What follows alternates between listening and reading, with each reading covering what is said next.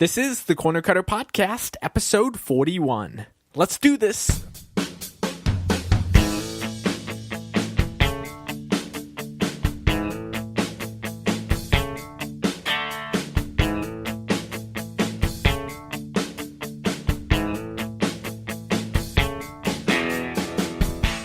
Hey, welcome to the Corner Cutter Podcast. Podcasting since 2014, I'm Josh, your host.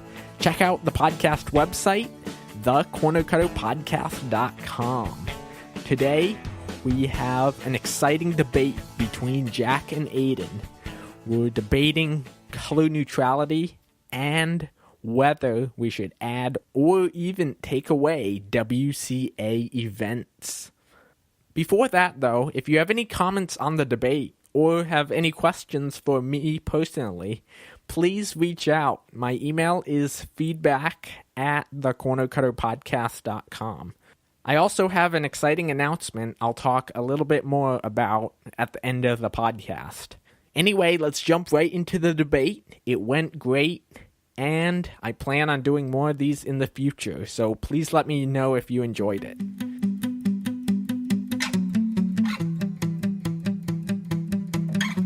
Jack and Aiden, welcome to the Corner Cutter Podcast. Hey. Thanks for having us. Yeah. So, to get started, before we hit the record button, we did a coin flip, and Jack got his side, so he's going second. He chose to do that.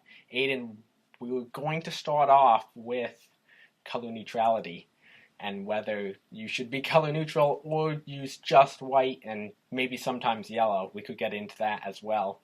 So why don't you start off with your opening statements? So, I don't think you need color neutrality. I don't think, you really need it, because a lot of people are just like, Felix is color neutral, and we should all be color neutral to be fast. But then there's a lot of people who just use white cross or white and yellow cross and are still almost just as fast. So I don't think you really need it. Jack, why don't you go ahead? I think color neutrality is pretty important. I think you should definitely use it. I agree it's not completely necessary, but I think it's important to know. Yeah, well, I guess I could share my personal opinion. I was looking on the statistics on cubeskills.com. Felix Semdigs wrote a blog post, and he did an average of 100 with just white cross, white and yellow, and color neutral. I don't have it in front of me right now, but it was pretty clear that being color neutral does have a slight advantage, and then just white cross was behind that. So my thinking is, between white and yellow cross, you will waste a lot of time in inspection deciding whether to go with white or yellow. But when I was learning, I learned from Bad Mephisto, and he was using just the white cross. But luckily, because I'm very happy with being color neutral right now, luckily I stuck with using each color. So, Jack, why don't you go through your first 2 points of why you think people should be color neutral? My first point is it will pretty much always be easier to do things like your cross if you're solving it on all of the sides. And then you also have more options if your white cross is 8 moves or something. Aiden, how would you counter that? Well, so I think move count is one thing. JPerm had a video, and it said the average move count for white cross was 5.9, and the average move count for color neutral is 4.8. So it's really just a 1 move difference. So it's really not that much. Aiden, what do you do on the white cross cases when you really can't find an easy solution, or there's a really awkward move in there? If I really can't find a solution, I'll just do yellow cross. Okay. But I rarely do color neutral solves. The only time I do them is if it's like a one move, like blue cross or something. Does that slow down your F2L quite a bit? Only if I can look ahead to like two pairs, then it doesn't really, but normally it does. Okay. Aiden, what's your two first points? Well, inspection time too. So it might take longer being color neutral because you're looking for like what cross is easiest. So that might take a couple seconds. When you're just doing like white cross, you already know what cross color you're doing. So you just automatically look for the white pieces instead of when you're color neutral, you're just looking at all the pieces and seeing which cross is easier. I think that's a good point that it can take like less time during inspection, but like you don't always need that much time in inspection. Yeah, because like if you're color neutral, you'll be looking for the easiest one, and a lot of the times that shows itself really quickly because it's like only like 4 moves or something. Yeah, it would be interesting to see how often there is, or two of the cross pieces are already done, or one move out from being done. Maybe you guys could share your stories. Did you decide to be color neutral, Jack? And Aiden, did you choose to stick with white cross, or how did you learn? Jack, why don't you go first? So when I started, I was color neutral when I did like beginner's method, but then I don't use CFOP, I use RU. So when I moved into RU, it was a lot harder to because you were doing intuitive F2L and LSE is really difficult color neutrality. So it took a while for me to learn, and I just started learning it like one color at a time. But now I think it's helped me a lot. I guess with Rue too, you kind of want to be color neutral. So if you see easy blocks, Yeah, that would definitely help a lot. Aiden, what's your story? well, I mean, I learned on white cross like a lot of people did, and I just did it a lot, so I got used to everything. And I mean, I'm like a 10 seconds.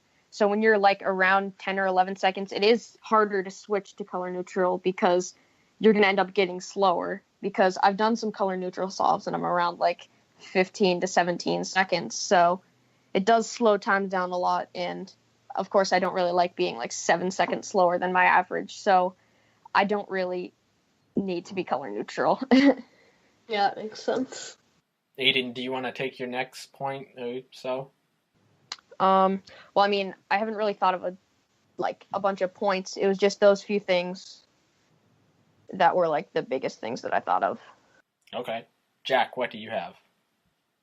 My next one was sort of what we already talked about with inspection time. Okay. Because I think, like, different from what you said, I think it might be even easier if you were color neutral, because you'll normally see it really easily. Yeah, that makes sense. A lot with it. So earlier we were talking, or I was talking about yellow-white cross advantage. So, and going back to Felix's results, I have them up right now. White cross average of 100 was 6.52. White-yellow cross was 6.54, so just a little bit slower than white cross, and color neutral was 6.28. Okay, so it's like 0.3 faster. How much does that like compare to the move count of crosses? I mean, it's not a whole lot faster. So, and he could have just gotten like a few lucky solves in there. I don't know, but I think since his TPS is like 10 or something, yeah, like 3 moves faster per second or something, which is pretty good for F2L, I think. yeah. How does being color neutral affect your learning ability? Aiden, why don't we go with you since you only use white cross? Was it a lot easier to work on look ahead? because I can see just when you're solving the cube, the white pieces stand out. Does that help at all? Yes, definitely. Like when I'll do yellow cross solves, the yellow pieces almost don't even stand out, so I like will see the white pieces like immediately, and I'll like almost start solving them, and I'll be like, oh man, I'm supposed to do yellow. So yeah, it is just a lot easier for me with white cross because I know I'm only looking for the white pieces. So for all of my pairs, it's going to be the colors with white on it, so it's a lot easier with that. Yeah, I agree with that. That's my look ahead's not quite as good, especially on like when I'm making the first two blocks. Because I use all the colors. Can you get as good with being color neutral? Because would it just take longer? So your brain, I guess, kind of switches for each solve. Like, Aiden, did you see fast improvement anywhere? And maybe you noticed because of being color neutral? So, like, what do you mean?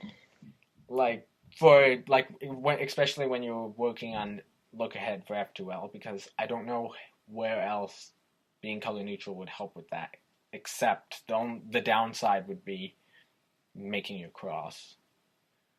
Yeah, I feel like with color neutral, I think it'll take a little bit longer to get better because you have to practice look ahead on like every color. So when you're focusing on just like the orange cross, you need to know you're only looking for the orange pieces.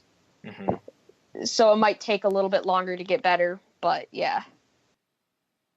How often do you get a cross where like the moves you just pretty much hate? It's not too often for me.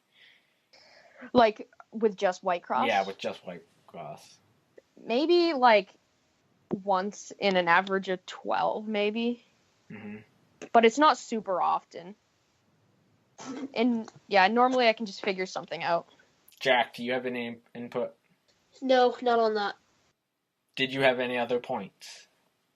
Well, I had one thing I'd like to say about color neutrality. If you want to become color neutral, on 3x3, a really good way to become color neutral is being fully color neutral on Pyraminx and practicing on that. I would say don't be color neutral on Pyraminx. That is a bad idea. Well, I think because it's a little slower, I think it helps you learn how to become color neutral faster. I mean, Pyraminx is my main event, and I would say never, ever you should be color neutral on Pyraminx. Only do white. Well, if you're really fast, I can see that. Yeah. But I think if you want to get good at Pyraminx, don't be color neutral. Only stick with one color because it'll take way too long to get used to each piece for each different star.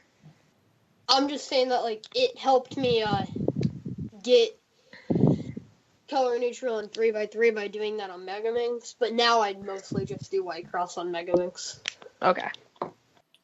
Yeah, this transfers well into the next topic in the color neutral debate. How does being color neutral or not being color neutral on 3x3 affect other events? Let's start out with 2x2. What are your thoughts? Okay, you should always be color neutral with 2x2. Yeah, I agree with that, because a lot of the time you can get super easy. It's so fast. Yeah. It's just, you're just looking for 4 pieces for the first layer or side, and then it's just an algorithm for your last layer. It wouldn't take, if you are only doing one color as a beginner, it doesn't take much practice to get used to the other ones. No. Yeah. Now, 4x4 might be a different discussion. Yeah. 3x3 stages the same. On centers on 4x4, if you know the color scheme really well, I think it'd be a good thing to be color neutral, but I don't, so I normally solve white center than yellow center. Do you use Yao? No, I don't. Okay. So I guess another thing is big cubes. If you're just using reduction, you should always be color neutral with your centers because it's a lot easier to get good at. And there's normally easy things if you're looking at each different center, especially on 6 and 7. Okay, I was gonna say on like 5 and 7, like centers, you should definitely be color neutral because like Yes. you have a center there. Yes, and with 4 it's different because it's Yao. Well, a lot of people use Yao, so it's a bit different to be color neutral there. But on 6x6, the only difference is you have to learn your color scheme really well because you don't have Yeah. a center. I would agree as well. So I think that just about wraps up the color neutrality debate. Any final thoughts or parting words from you guys? So I would just say you don't need color neutrality on 3x3 to be fast. And it's definitely a nice thing to learn if you want to, but I really don't think you need to take the time to learn it. And with other cubes being color neutral, you should always be color neutral on 2x2, Scube, and Pyraminx. And with big cubes, you should always be color neutral with centers. I'd just say like I think you should really be color neutral on anything, even if it's going to be hard for you to learn. I think it's worth it, so I think you should put in the effort. Yes, and I would say if you are just starting out learning 3x3 especially, take the time to, or even just get used to solving the cross on each side, because it doesn't take that much, or it doesn't take much work at all when you're just starting out. Yeah, if you're a beginner, definitely do color neutral. Mm-hmm.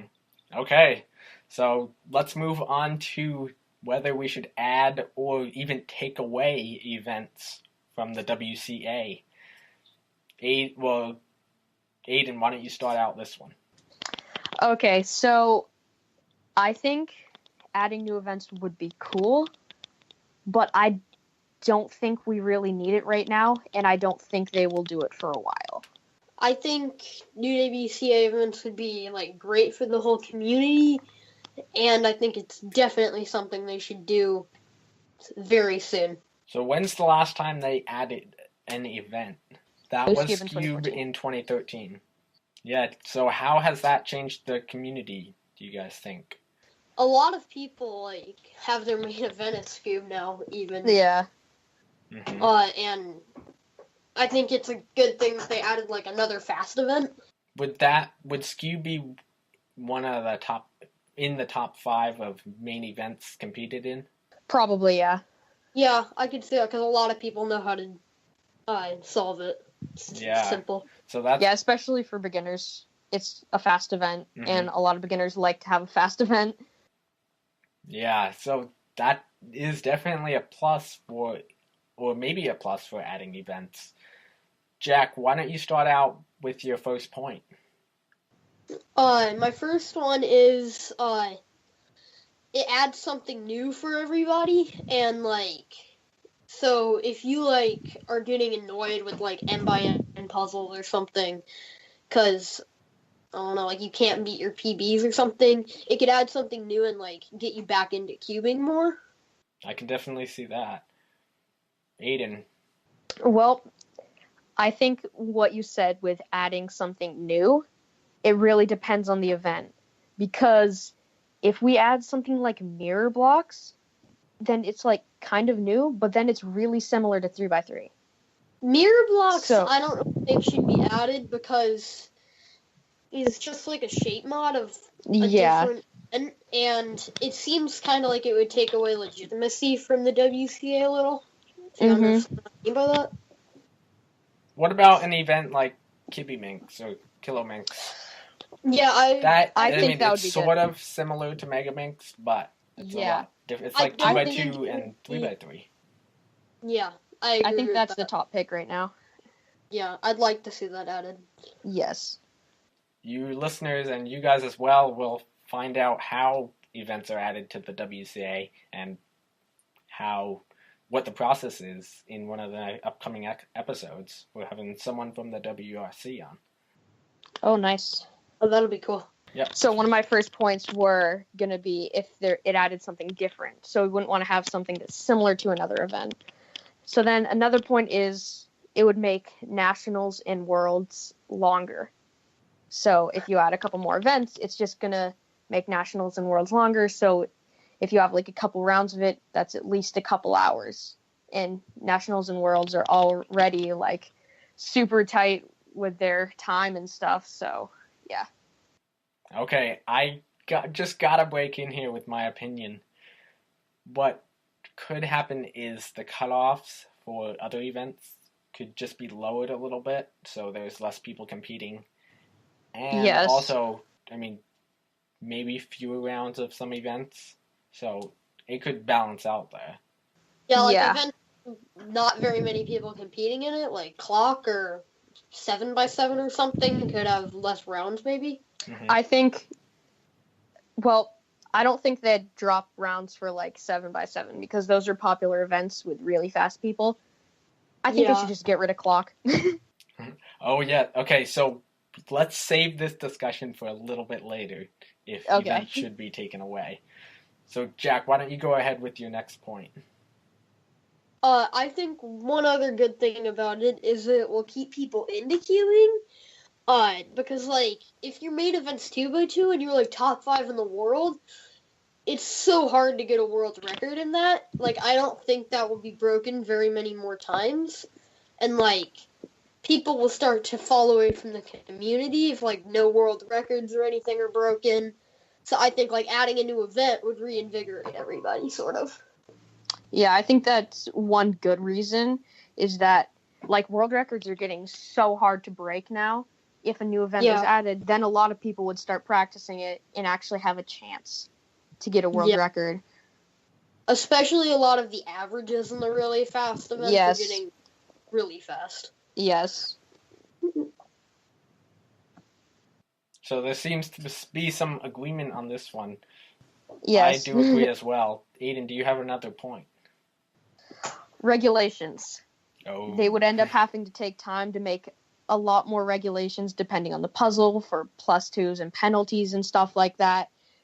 So that's one thing that would be a bad thing about it, that they would have to take a lot more time on making regulations for it. That's true.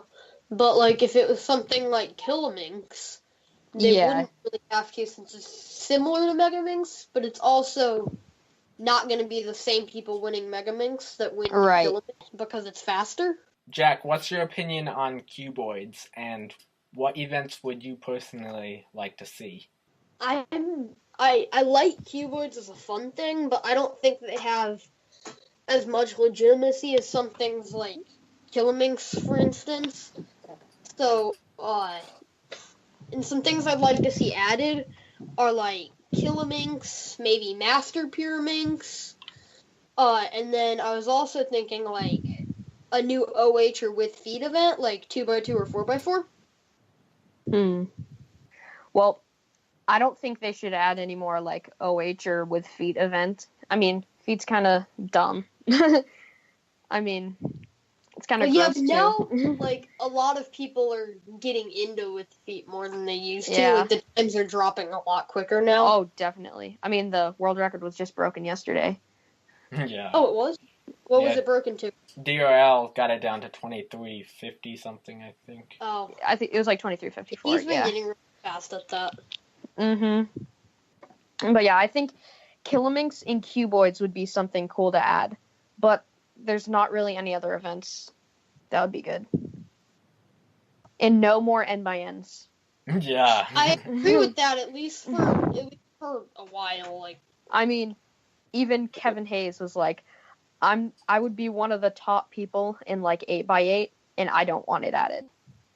Yeah, I think that would just add too much time to the event, and I mean, I even think like 7x7 takes too long, but like I don't want it not added. Yeah. So what about hardware? Do you think if an event was added to the WCA, would the hardware improve, especially for Pyraminx or maybe... Definitely. Yeah, like Pyraminx, I think like Moyu would probably come out with something, or Chi to make it. I think they'd all come out with something. Yeah, it'd get really good. Yes, all the companies want to stay at the top. Yeah. For each event. How come that's not they never do that with Clock. Yeah, how come that's not happening with Clock? I mean, I think Moyu's making one or something. Well, Clock is a different mechanism because it's gears. Yeah, it's not similar like, to the other. Yeah, it's not like the regular 3x3. because it has gears, so it's a lot harder, and they're probably figuring out how can we even make this better because it's gears. Yeah, it seems a Just little... like making the pins better and making it not stick would be so helpful. Right. I really enjoy the event, but I hate the hardware. I think And that's what everybody would say. Something interesting for Clock is if there's this like guy who has a YouTube channel and eBay who's made like a 2x2, 4x4, and Pyraminx clock. They're really cool. Wow. That's cool. I saw the 4x4 one. That's pretty interesting. Yeah. What do you guys think about removing any events? Is that an option? Yes. I think it's an option, but I don't think there are any events they should remove. I think Clock should be removed. Like, some people are like, well, if they remove Clock, then a lot of people are going to be sad. Well, a lot of people would have been sad when they removed, like, Magic and Master Magic. Well, I think Clock, Magic, it solves the exact same way every time. Yeah, Magic is different. But I think Clock is also different because, you know, when someone looks at, like, a Pyraminx, they'd be like, what is that triangle Rubik's Cube? And then when they look at Clock, they're like, what's that little game? Yeah. Yeah, I think, I kind of think Clock should stay just because it's got, like, a unique solution, and it, like, with the cross and then the corners and stuff, it seems sort of similar in a way. And it's, like, a different thing for people to do. Yeah, so it adds, like, more city. Yeah, me personally, I don't think any events should be removed. Yeah, none of the current ones. But if an event is added, there would have to be lots of discussion and agreement in the community for... Yeah, I think people seem like they agree on, like, Pyraminx and stuff. Well, like, if it was, they would have to remove an event to add an event, I would say remove Clock and add Pyraminx. I don't really see why they have to remove one, though. I think they could shorten cutoffs for Nationals and Worlds. Yeah, the cutoffs are pretty low already, and then that would make it so a lot of people couldn't compete. I guess because they are growing every year. Yeah. That's true. It's also getting longer for those reasons, too, so lower cutoff would make a lot of sense, I think. Plus, a lot of really serious people who are going to be competitive would be able to make it anyway. Well, yeah, of course. The Ready Cube became quite popular last summer. It was cool. Do you guys have any interest in that? It was cool, but no, it shouldn't be added. I think that would add a new challenge, sort of. I wouldn't mind seeing that in. It's not really different enough, I don't think. I don't think it should be added. That's how I sort of feel about, like, any 3x3 shape mod, like Master Morphix or Mirror Blocks. Yeah. I don't think any 3x3 shape mods should be added. Yeah, but Ready Cube, I think, is a different enough event that I'd like to see it in.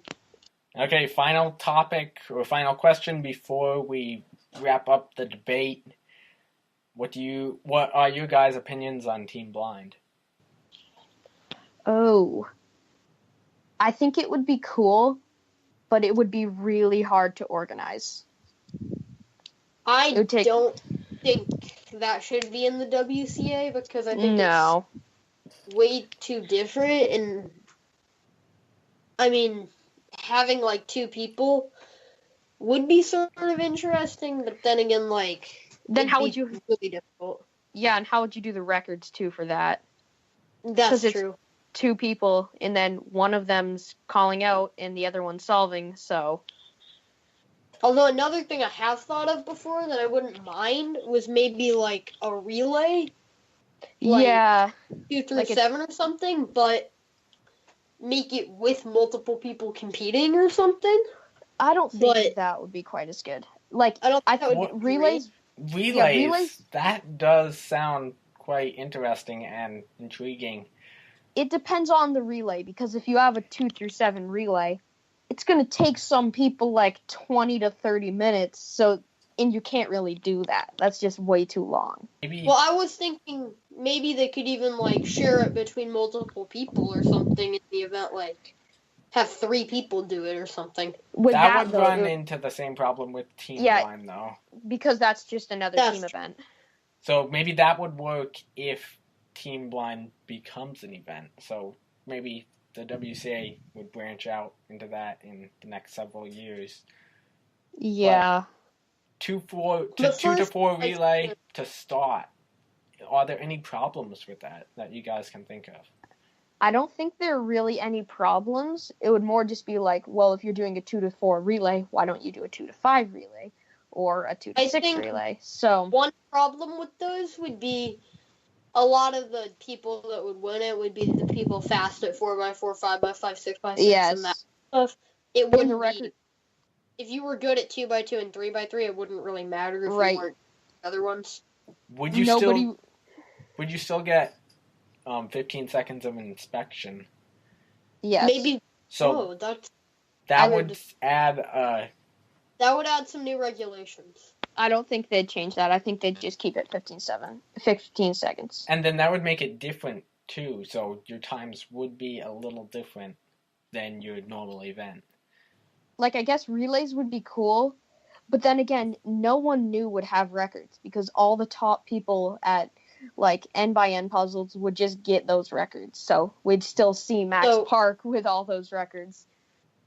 Maybe if they did something like incorporated like Scoob or Megaminx into it, we would see different people who are good at all the events or something. Yeah. That might encourage other people to get faster at those events. Yeah. Is that why we're adding new events, though, for people to break records, or is it for the community in general? I think it's just to add something new. So it's because it's already been 4 years with the same events. It might be nice to change it up a little bit and have something new. Yeah, I think that's a good idea. But I think if something else is added, it should only be like one thing and not a few things. Yeah, like one at a time, unless like it'd be easier for them to add 2 or something. Mm-hmm. Yeah, if we saw a new event every 3 or 4 years or so, that would be pretty interesting. Yeah, and then one event that like I haven't seen a lot of people talk about on like the forums or anything like that I think would be really cool to add to the WCA is like Master Pyraminx. Because new hardware for that would be interesting, and it's pretty different from Pyraminx that new people would have records. Yeah. Yeah, that's something I really want to get. So that would like be moving Pyraminx up like from 3x3 to 4x4. So yeah. That would be interesting. Aiden, going back to your point about if you have 2 to 4 relay, you should have 2-5. An argument for that could be, why not have 8x8 if we're going to keep going? Right. Yeah. Just because of how much time it takes. Mm-hmm. Because if someone takes like 10 minutes on a 2 to 4 relay, then it would be like, why not just do 8x8? Because some people will take 10 minutes to just solve 8x8, even if that sounds stupid. One thing they could do to change that is maybe for longer events like that, they could say, like, you can't compete at, like, nationals or a regional event or something until you've, like, had a time in that fast enough. Well, isn't that what the cutoffs Yeah, that's basically how it is now. It's just your averages. Well, yeah. So it's basically like that anyway. Yeah, that's true. Well, that was a pretty interesting discussion. Do you guys have any final thoughts? I think you should definitely learn color neutrality. And I think, like, if you're organizing a, like, competition, sorry I couldn't think of that, you should try hosting an event you'd like to see added, so you can gain support, like Pyraminx or something. Yeah, that's a good idea. Yeah, I guess you just don't need to be color neutral. It's definitely something good to learn if you're like a beginner and you're not quite fast yet. And for events, I don't think we really need events, but it would be cool to see a new event added soon. Well, thank you, Aiden and Jack. It's been fun talking with you guys. Oh yeah, thanks for having us. Thank you too. Well, neither Jack nor Aiden changed his view, but maybe you changed yours. Everybody brought up some interesting points and some new topic ideas as well, or new ideas we have, at least I haven't thought very much about before. The two being Master Pyraminx and 2-4 Relay in comp sounds really good. So when I have Laura from the WRC on, I will get more into this. I plan on interviewing Laura sometime in the next few weeks. She is from the WRC, which is the regulations committee from the WCA. If you have any questions for her, make sure to reach out, feedback at thecornercutterpodcast.com. And I will be sure to ask her when I do the interview. Now for the announcement, I will be hosting a giveaway during, or I guess right after next week's episode. I will be giving all the details and telling the prize in next week's episode, and it will start probably that day. So Monday, June 25th. It's the kind of giveaway where you can gain entries for doing different things, and I will give you the full list and give you all the information so you can enter next week. And it's a pretty cool prize, so you'll definitely want to enter. But anyway, that's about it for this week. Make sure to visit the website. Just go check it out. Maybe you've never checked out the podcast website. That's something I don't always do with podcasts I listen to. Maybe I visit once or twice a month, but not very often. So go check it out, thecornercutterpodcast.com. Well, let's take this episode back to the scrambling table, and I'll talk to you guys again next week in episode 42 of the Corner Cutter Podcast.